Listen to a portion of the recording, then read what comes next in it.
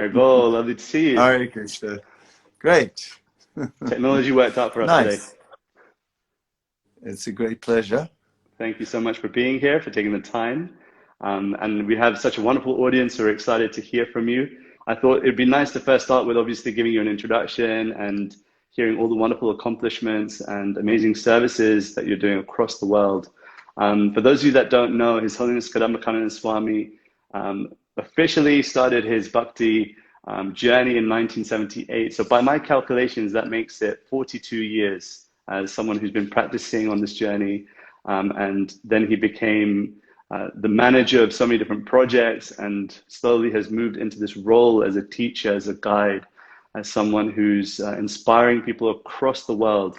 And it's really such an honor to have this conversation with someone who's dedicated so much time on not even just a yearly basis, but on a daily basis. Because I'm sure this is probably not the first time you've been live today, or you've probably done some stuff online so far. Has it been a busy day for you? What kind of things have you been up to? Well, I have my daily stream, every day. I decided that I'm going to use this lockdown for making a book that I always wanted to make. Wow. And but I'm not a writer, I'm too busy. Yeah, I can write, but I'm too busy. So I decided I'll just give lectures, get them transcribed, and then I'll build on that, And I'm doing that now. And I've given like maybe some 30 lectures all transcribed. It's already like some 350 pages, and it's just building up. It's going to be like, then I cut it down, then I add things, in the end it will be a book. It's amazing. So, Actually, I've read you've read to me some of your previous works. I remember in Belgium, there was one point where you were reading, and I was still quite blown away. You're quite a good writer. I know that obviously probably just a time factor, right? That just don't have the time. Concentration, sit down. This one is a little scholarly, and then the other one is the novel, which I still want to finish. Yeah. I'm looking forward to that one. Yeah. And of course, for those of you that don't know, His Holiness Kadamba Kanana Swami is someone that I really admire for his musical talents as well. And he's released tons of CDs. And if you just check out Google, just type in his name there, you'll find content which is really uplifting, connects you to divinity, to a higher consciousness. So please do find out more. But today we had a discussion, or you rather sent a video to me yesterday saying you wanted to discuss the meaning of ... Because you said, what is the meaning of life? And it was quite dramatic and mystical. And so I wanted to see where the thought for that came from, the meaning of life, the meaning of relationships, the meaning of etc. Yeah, Well, as I say, it's like we're all looking for meaning, something that touches us, It's just like you were talking about music. We, and about some of the albums I did, and we did one album together, actually, you and me. And, I really enjoyed that. And that's a relationship, right? We have a relationship there in Kirtan, because to us, Kirtan means something, and that's what it's not just about singing and playing and so on. It's really more than that, because it's the holy name and it grows on you. It's way more than music. It becomes you're there going before Krishna, making your offering, and Krishna is at the same time manifesting himself. That's the mystical thing about the holy name, right? You chant the name, and that's your offering.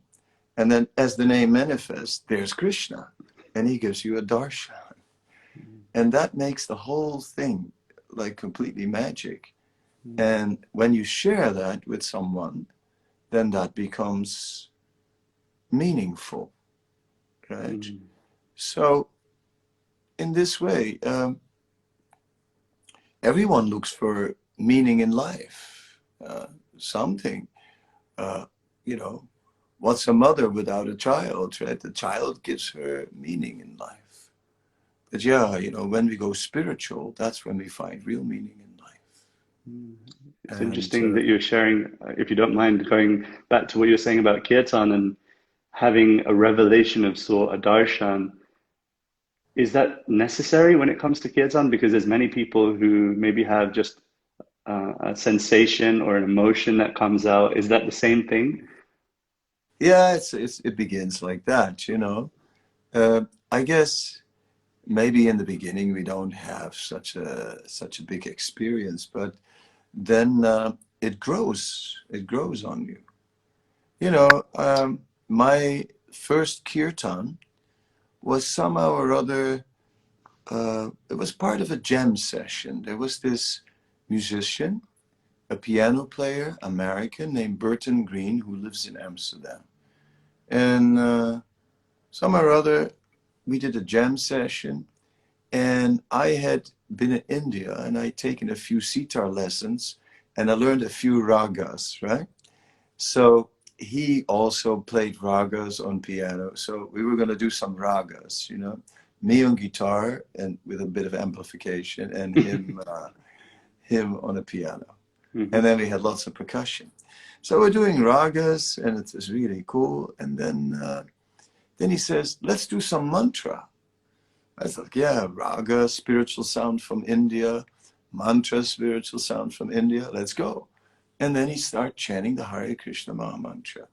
Right? And okay, I was also singing and playing, and in this way, we had an experience.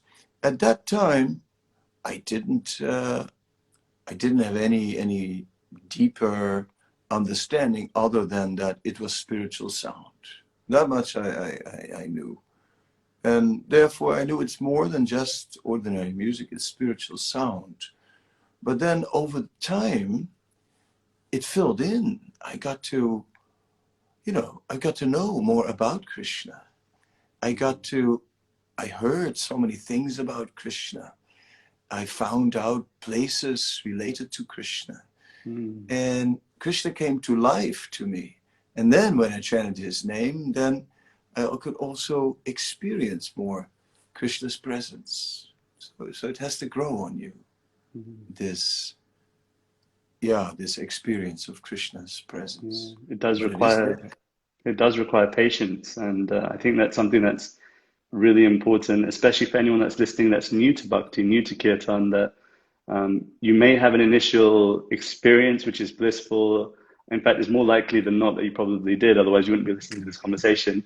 But to also be patient with the process and not be a passionate achiever when it comes to kirtan, but rather a grateful receiver, that anything that comes, any realization or any spiritual thought that comes off the back of it, you gratefully Mm, receive it, as opposed to trying to passionately go to the kirtan mm. that I want to get something from this. Yeah, And it, go on, please. I think it's like being like in Mayapur. When we go to India, we go to Mayapur, to the birth site of Chaitanya Mahaprabhu. Mm. And there, the river Ganges is flowing. And then it's really nice to go into the river. It's warm water and you go into the river.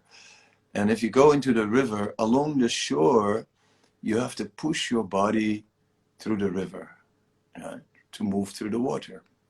But then as you go deeper, if you go too deep, you don't have to push anymore. The current will just take you away.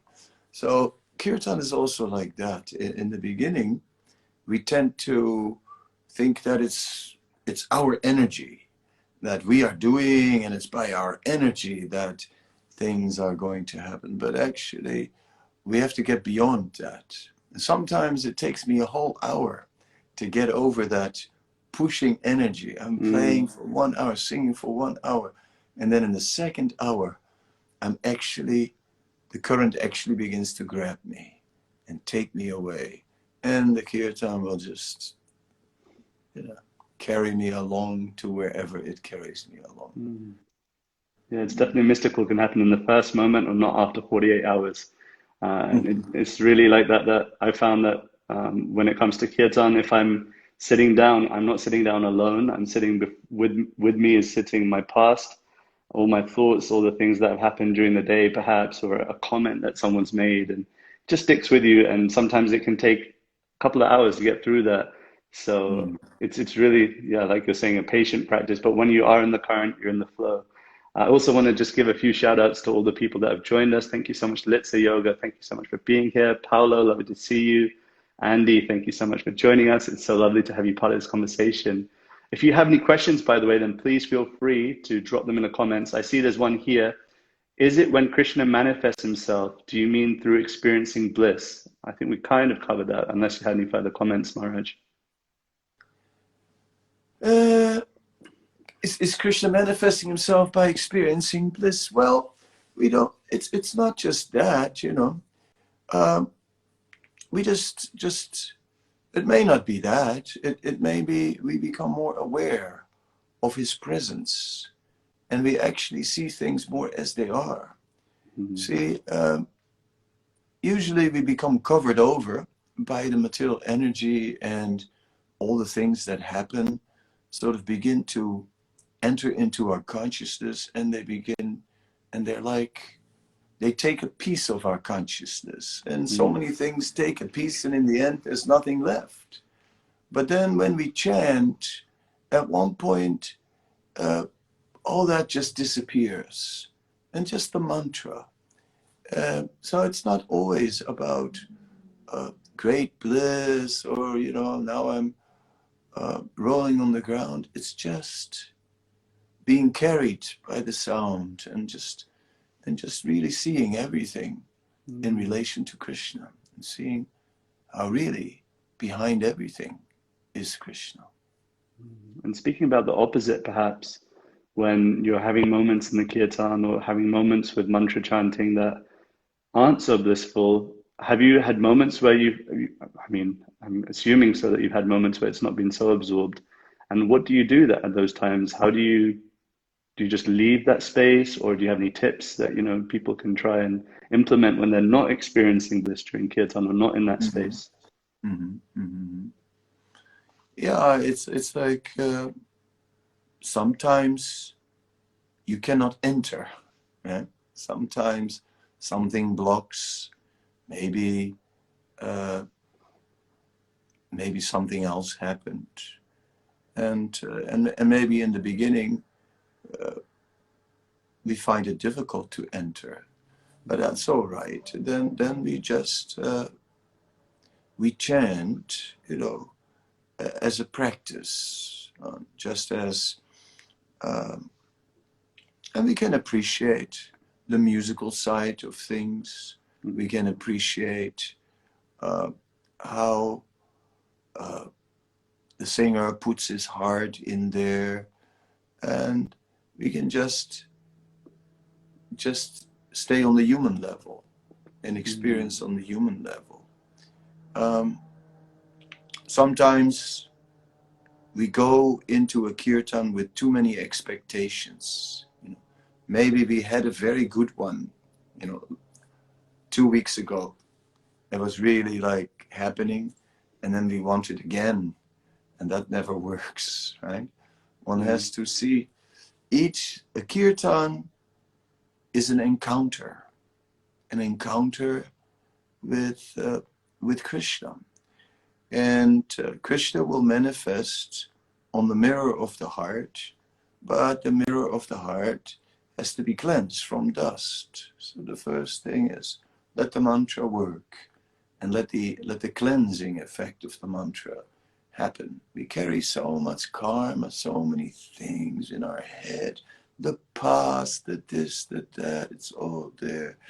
Knots in our heart. Let the mantra just have its soothing effect, you know, its effect of cleansing and clearing our heart, our consciousness. And that will happen. Then, okay, then we can start to see Krishna once the heart and consciousness becomes clean. wonderful answer. Mm-hmm. Thank you so much. On a different note, Kush is asking here, I heard you used to compose songs before you did mantras. Some were spiritual. Can you share some highlights and their spiritual meaning? Well, you know, what shall I say?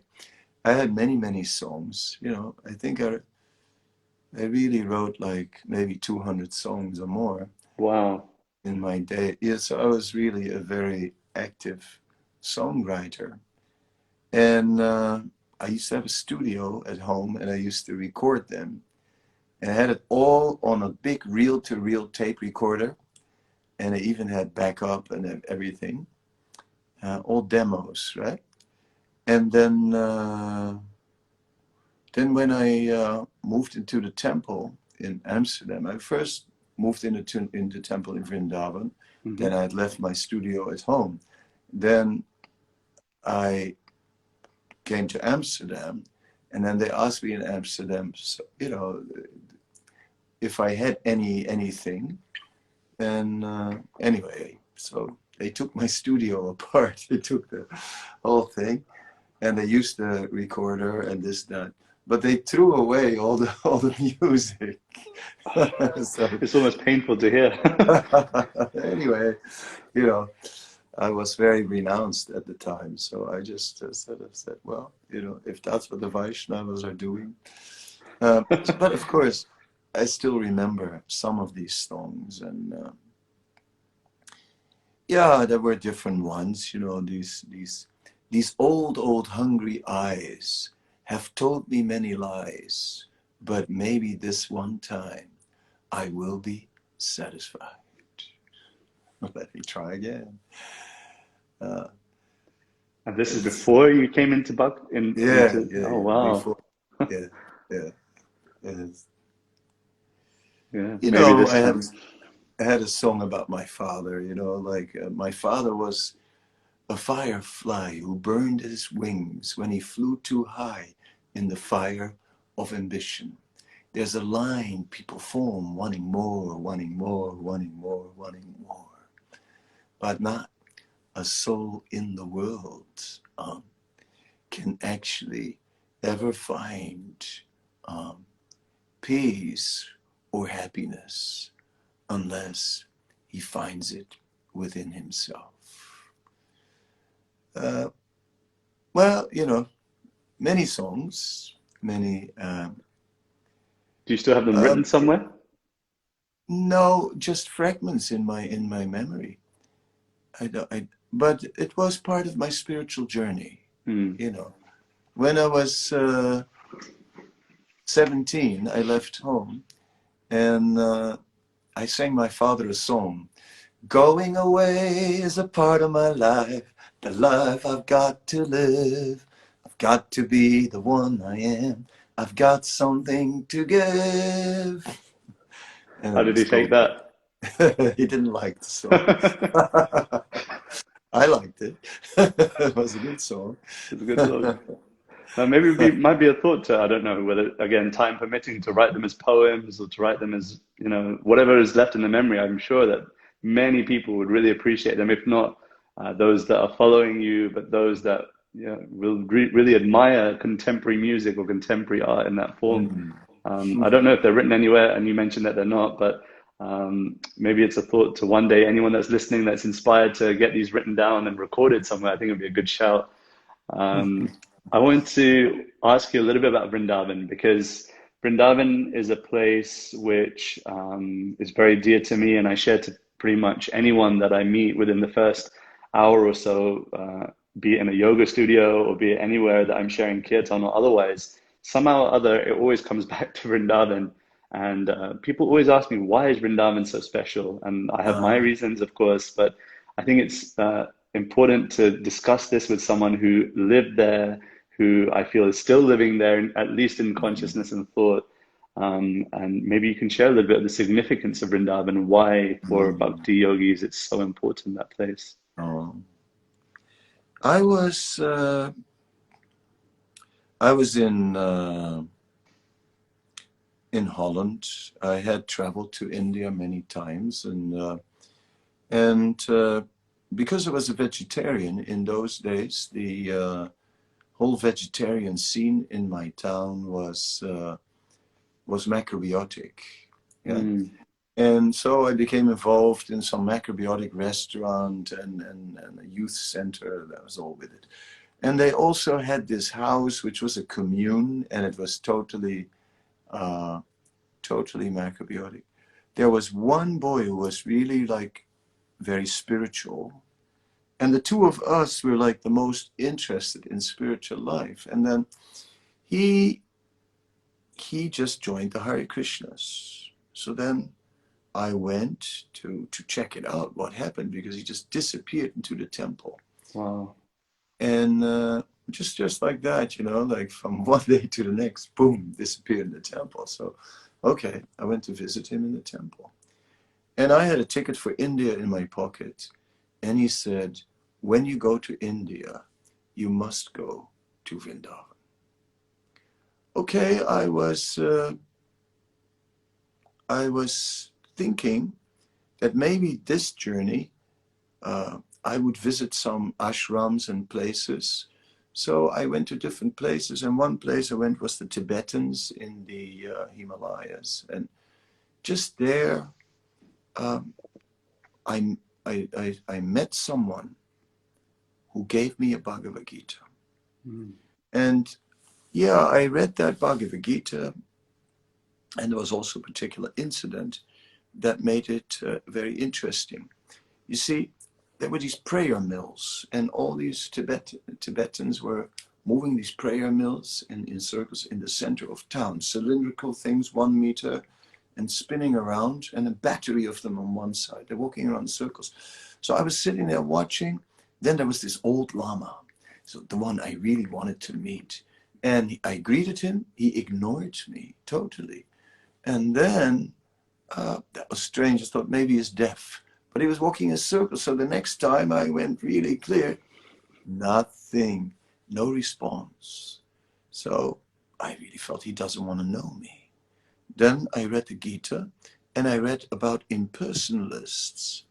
And I read how the impersonalist experience is limited, and how the experience of Krishna consciousness is ever increasing happiness. The impersonalist is looking for liberation from matter, and then he's reached his level. That's it. The Buddhist is also looking for liberation, then he's reached his level. But Krishna consciousness was eternally increasing. Then I thought, wow, then that must be the truth. Mm. So then I decided to go to Vrindavan. And I went to Vrindavan, and I came into Vrindavan. And Vrindavan in those days was more villagey than it is today, because it had only 3 cars a day. So I was walking on this country road. It was very peaceful.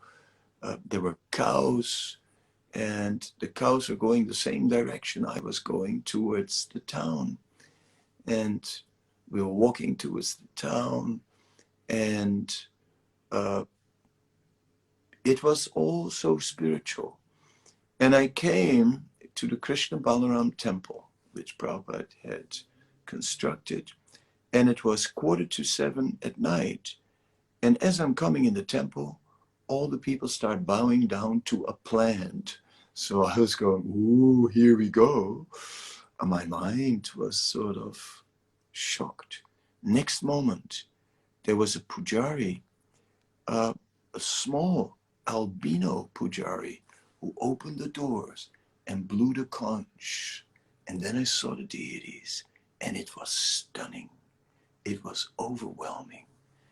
And the entire atmosphere in this Vrindavan was so spiritual. I was just amazed. It always felt like Krishna is here, or rather, he was here maybe 2 minutes ago. Maybe he's gone just around the corner. Let me have a look. Krishna's presence was so strong in Vrindavan. I had no doubt that it was a spiritual place immediately. And everywhere, everyone in Vrindavan was a devotee of Krishna. Didn't matter who, from the shopkeepers to the rickshawalas to anybody, to the sadhus. Everyone was a devotee of Krishna. Everywhere there were temples, and peacocks were seated in the trees, even at the side of the road, because there was no traffic. All these things just reminded so much of Krishna. that I had no doubt. I had no doubt. When I heard that Vrindavan is the spiritual world, when the devotees told me Vrindavan is non different from the spiritual world, I said, I said to myself, I already sensed it. I already felt it. I already saw it. So what the devotees said kind of confirmed for me what I felt. Then I stayed in that Krishna Balaram temple. And then in that temple, that was Prabhupada's temple. And there, everything was connected with Prabhupada. There was Prabhupada's samadhi, Prabhupada's house. The bell of the temple was ringing on the hour, every half hour, and during the arti, because Prabhupada wanted that. That everywhere was a spot with a story about Prabhupada. And everywhere Prabhupada had given instructions and so on.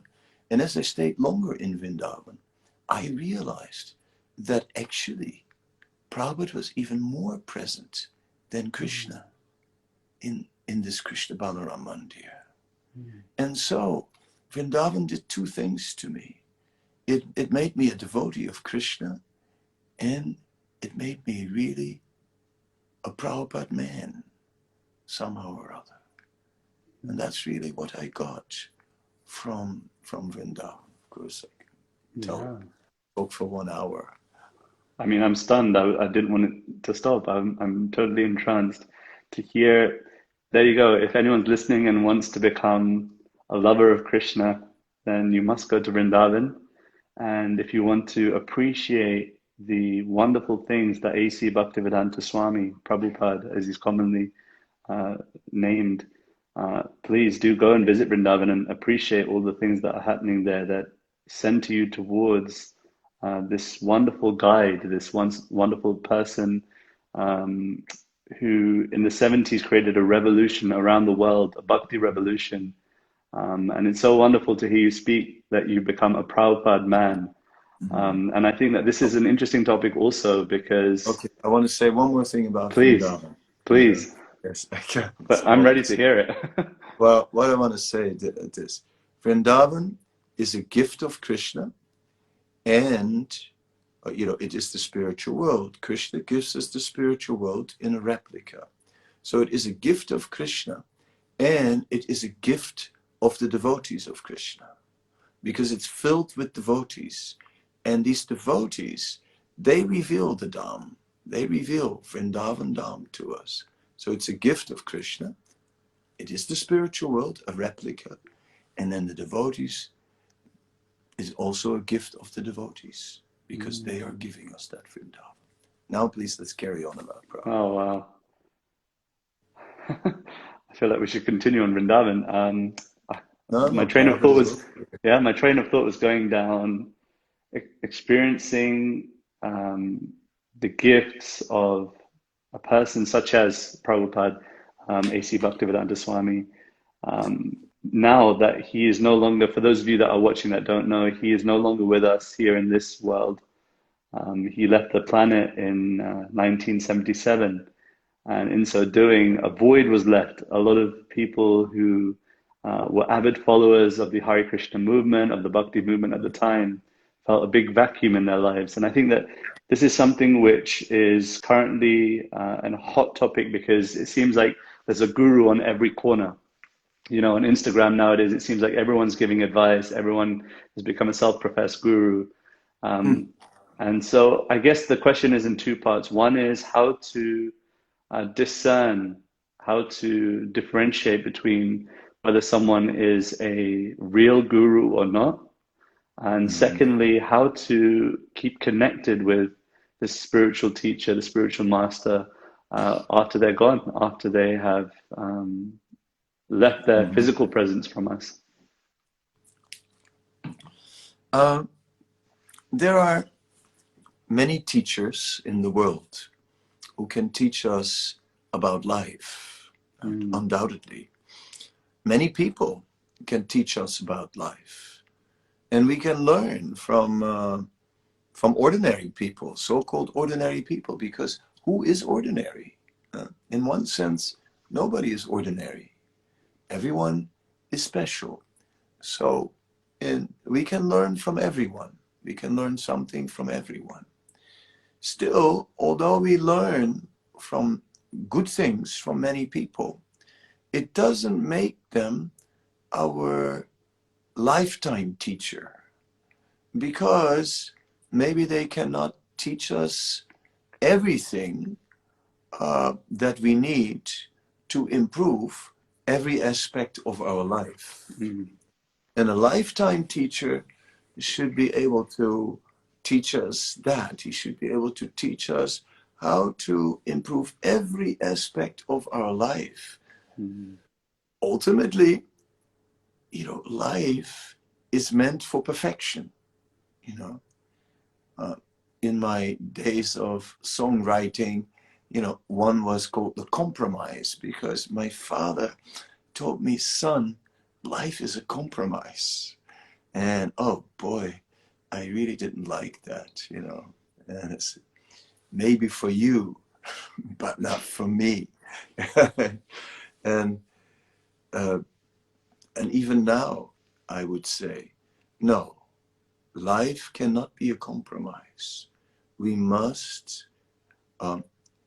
Life has become a compromise when we give up looking for perfection. But this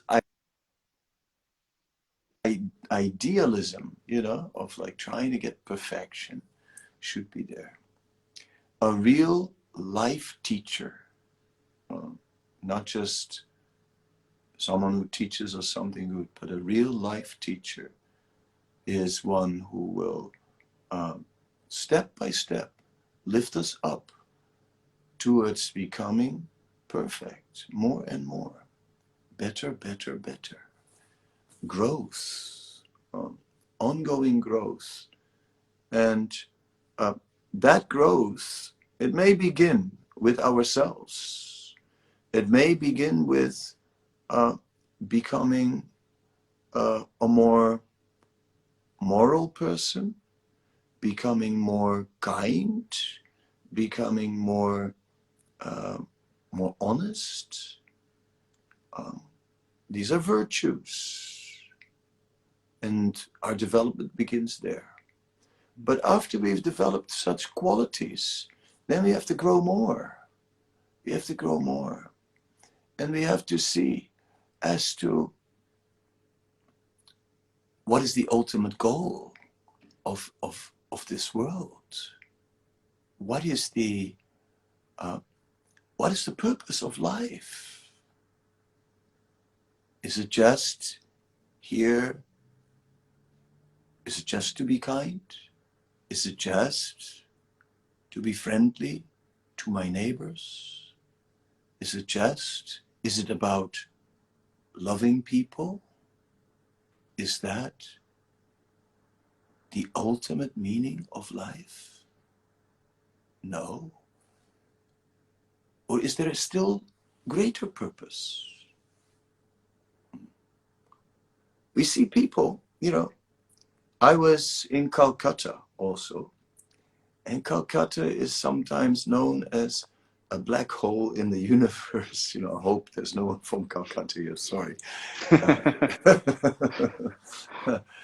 Calcutta is also a very cultural place in so many ways, but you have to find it as an outsider.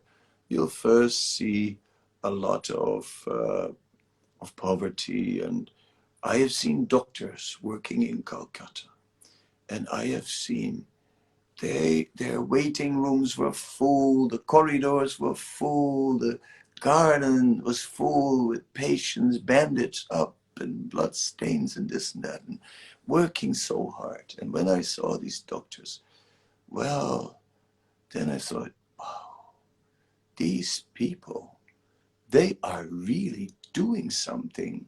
Mm. They are not just making it easy for themselves. They are totally giving themselves, right? Day in, day out for the welfare of others. Mm.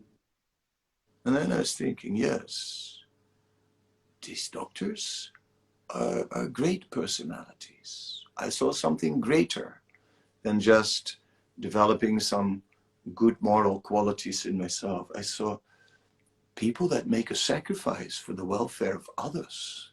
They were greater.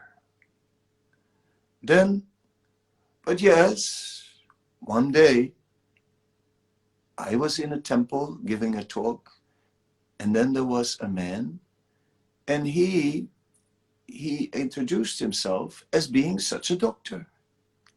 And then he said, oh, you are doing greater welfare work than me. I said, no, no, no, no. I said, you know, you're making such a sacrifice. You're making such a sacrifice. I said, what I'm doing is insignificant. He said, no, but it's not only about the sacrifice, but also what are you making the sacrifice for? Mm. And he's saying, I am like, just like a mechanic who's fixing cars. I'm fixing the bodily machine. Said, but you are working for the welfare of the soul. Mm.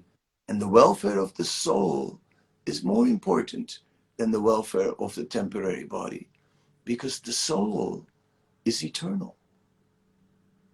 That doctor was deep. It was deep. And impressed me very much. But it's true. It was true that the welfare of the soul is more important than the welfare of the body. So a real life teacher should teach us about the welfare of the soul, and should teach us about our eternal destination. Mm. Wonderful, wonderful. I think that sums it up for anyone that's listening and is searching for a teacher who they can invest their faith, their time with. Is this person at the very basic level? Are they looking for the welfare of the soul, and are they actively doing that?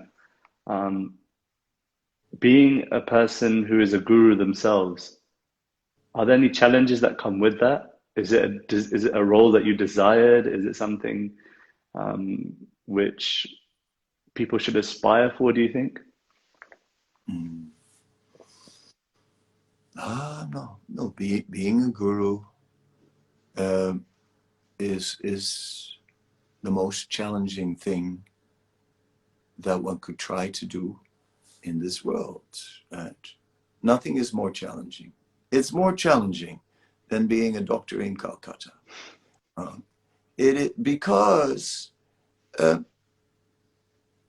Because it has to be real.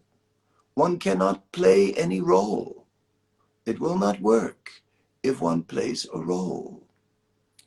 So, as I left off saying that a real life teacher, a real guru, must teach about the welfare of the soul and not just the body. Well, one thing is this: the soul is who we are, and the soul is never alone. Just like now, we're not alone. Now, I'm looking at this screen, and it's interesting because I've never used this Instagram. This is a new experience for me. But it's interesting to have a conversation like this and to sort of look at Radhika there on top of the screen and It see should be the other way myself. around, but I can't change it. No. See myself, where I belong at the bottom. And, there's relationship. Yeah? So this Instagram is nice because there's relationship here. And this is one of the things that's been very frustrating in all this streaming, that I'm all the time talking to the screen, my dear screen. So this time there's a person on the other side of the screen, which is actually nice. So we are always in relationship. When I talk alone to a screen, I feel something is very sterile and something is very kind of cold. When I look at just my Facebook friends, right, I'm hankering to meet people face to face. It's like relationship. We are always in relationship. So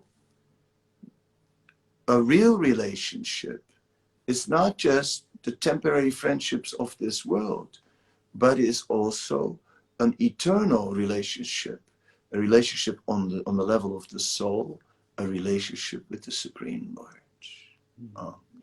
And there Krishna comes in, a relationship with Krishna, because he is ultimately the sweetest manifestation of God. There are all kinds of divine manifestations, but ultimately what can really capture us, right, is Krishna's amazing personal dealings by which he is aiming to capture the heart of his devotee. And he does so by playing with his devotees. Oh, he's not sitting there saying, worship me. No, he's playful. And he just churns the hearts and brings out attachment of his devotees. So that discovery of Krishna is ultimately the most confidential secret. It is Rajavijam, Rajaguyam. It is the secret of transcendental knowledge. I shouldn't touch my mouth. Well, now you guys have all got the secret, so be careful who you tell. I have to first disinfect my finger. Yeah. Yeah. So the ultimate secret is that we, is to have a very intimate relationship with not just human beings, but with God also, with Krishna. A very heart-to-heart one. And that is what a guru should teach. So then he has to have it also. He has to live it. He has to. So guru means to always search for that heart-to-heart with Krishna. Always looking for that. By giving to Krishna. Then let's see what will happen in the relationship. Yeah, I think that this is something which is so important to hear for anyone that is looking for a spiritual teacher or is thinking about sharing to others, that this concept that your cup has to be full. You need to be deeply absorbed. You need to be someone who has fallen in love with God, with divinity, with Krishna, with grace. And in that way, only will it come out in a way where people, and I think people can tell, it's a subtle thing, but even if you're not a spiritualist, it's often quite obvious when someone is, regardless of their dress, regardless of how they look, it's often quite clear, even to those who are just touching the surface, to see whether someone is practicing what they preach, practicing what they, oh, a change of hat. Is it better for the weather? No, regardless how they look. So I thought it's okay. You had me there. Yeah, regardless of how they look, regardless of what they, yeah, the point is, are they deeply absorbed is the question. What do you do on a daily basis to keep yourself deeply absorbed? Do you have any a daily practice of your own? Well, I do many things, you know. I have early in the morning, I rise and I take my bath so that I am clean and I chant. I peacefully chant the Maha Mantra. I also have a Shila, a stone from Govardhan. Is it possible to see? Worship. Yeah, I have to just, okay, one If you double tap second. on the screen, it'll flip the camera around. Oh my God. I can just take the whole thing over. I mean, that's Yeah, yeah, easier than flipping the camera around. I mean, you just yeah. tell me if you if you see what you're meant to see. I can see. Yeah. Thank you Yeah, so I have to much. bring down my tripod, huh? Because I'm too high. One moment. I think I have to take a thing out of the tripod. Okay. Wonderful. Are we, are you seeing now? Yeah. A little bit lower, and we can see the Sheila. You see it properly? Not the Sheila. We can see the picture of Radhe Shyam Sundar. Okay. And almost, almost, almost. Wonderful. Wow. Thank you so much. Thank you. Okay, I'm sorry for being so clumsy with these things, you know. That's okay. Not at all. But it's interesting because maybe you can share a little bit about your puja practice. And oh, I don't know if you're still here. You're back. Yeah, Wonderful. I'm And I back, was yeah? just saying that we have this Okay, good. daily session where we chant japa, we meditate together. And part of that is I suggest that everyone has a sacred space, an altar. And so maybe you can share a little bit about your morning routine. And you were speaking about the Shila, so maybe you can continue. Yeah, you know, the sacred space, right? Mm-hmm. Is a very important thing. Of course, you know, the concept sacred space is a cliche these days, but uh, still, you know, everyone needs nourishment, right?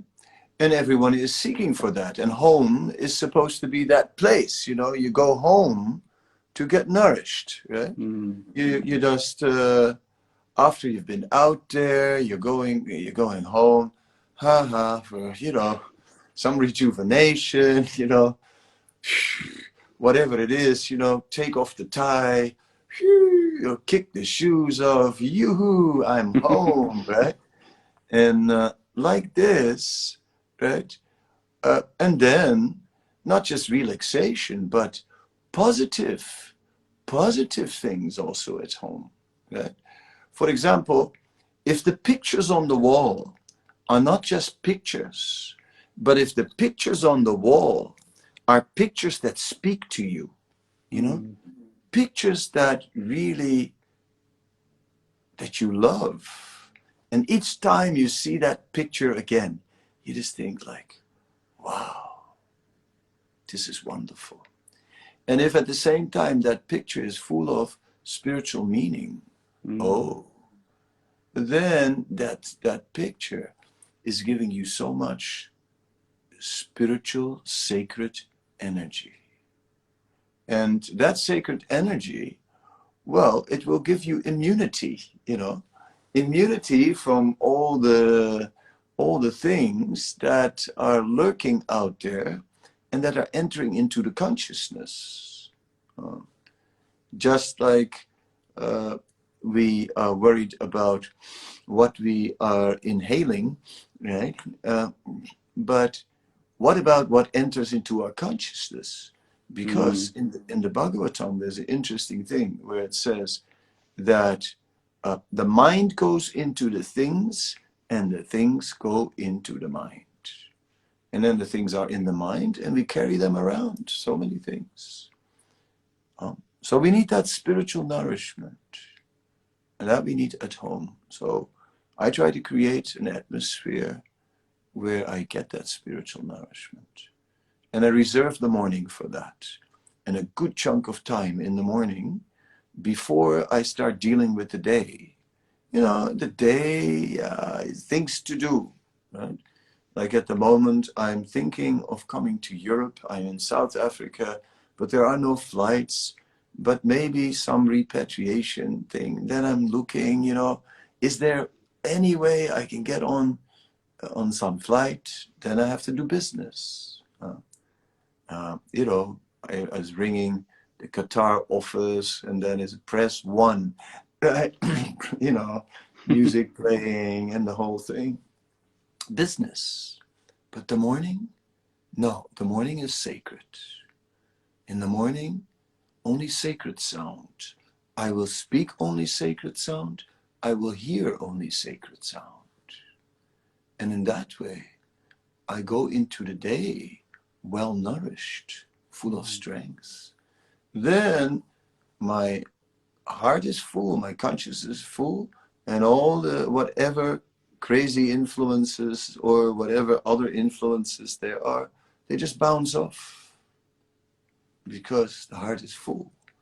But when the heart is empty and no nourishment, then all these things are penetrating deep, deep into our consciousness.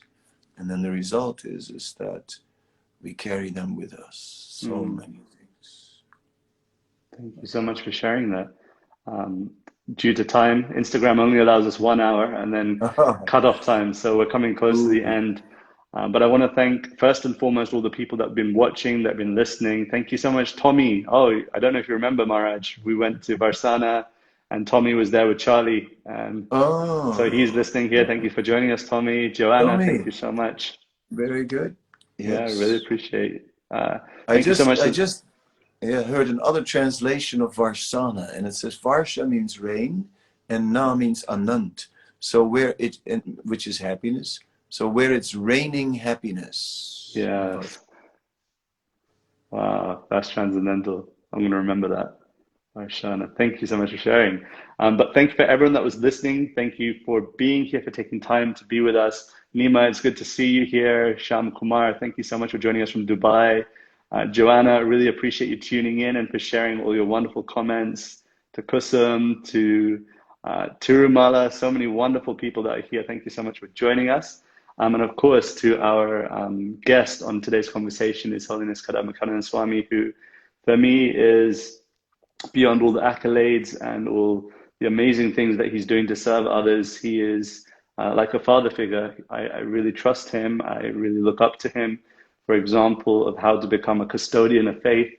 And he's an inspiration. So please do keep in touch with all the teachings that he's giving, either via online. Well, that's the only way right now. But if he gets his ticket to Europe, then I'll let you guys all know when he's here. Maybe we can do something. You can catch me at Media Kadamba Kanana Swami on YouTube. That's what I use as a streaming platform. Okay, Media Kadamba Kanana Swami. Yes. Wonderful. Yes. If someone can write that in the comments so then anyone else can check that out, that would be wonderful. Thank you. And yeah, thank you so much, Maharaj. I really appreciate your time. Any closing words you want to share before they cut us off in the next 2 minutes? No, it's wonderful. I also see names flashing by on the screen, and many people that I'm connected to are also here, and it's just wonderful. I think that it is all Krishna's arrangement, all Krishna's plan that we are now associating in this way, and let us just make the best of it. And in some ways, we're getting more attention than we usually get. In other ways, less. Of course, I'm hankering for that big kirtan with like many devotees. Me too. These living room kirtans are okay, but no, I'm not into them. I want like a big kirtan. So I'm waiting for that. Meanwhile, but I'm also enjoying just kirtan by myself, because it brings out another mood. Actually, that's when I become quite meditative and, you know, unlike the old rocking Swami. So I enjoy also the introspection that this time offers. And I think it's valuable for all of us, some introspection. And let's use this to develop more of a vision of where we're going, right? Where do we want to go? Let's think. This is a time to think. Thank you very much. Thank you very much. Thank you so much. With your permission, we will now sign off. Thank you all for watching, and I will definitely ask Maharaj to try and do another one of these one day in the future. But until then, thank you all so much for watching, and see you all next time. All the best. Haribol. Hare Krishna. Hare Krishna. Vanchakalpatruvyata, Kripasindhubhyevacha, Patitanam Pavanebhyo, Vaishnavebhyo.